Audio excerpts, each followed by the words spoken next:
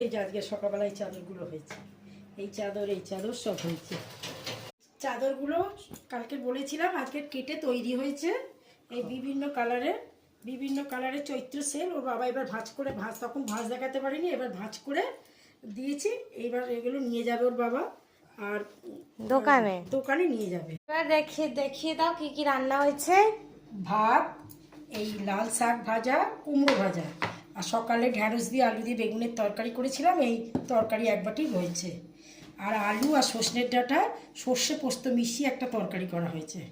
হ্যাঁ, আর হচ্ছে মেয়ে জিম করে, মেয়ে ওই স্পাইসি রান্না খায় না বেশি তেলের, ওই জন্য ওর জন্য স্টু করে দিয়েছি মাখন দিয়ে করেছি, চিকেন দিয়ে স্টু করে দিয়েছি। আর এই যে আমারও আজকাল এখনও নিরামিষ, তাই আমার জন্য এগুলো হয়েছে। আর এই মুগ ডাল আম দিয়ে, আর এই মুরগির মাংস।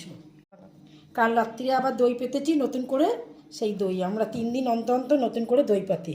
আপনাদের যদি এই রান্না বান্না সব কিছু আমার কথাবার্তায় যদি আপনাদের পছন্দ হয়, একটা লাইক করে দেবেন, একটা সাবস্ক্রাইব করে দেবেন।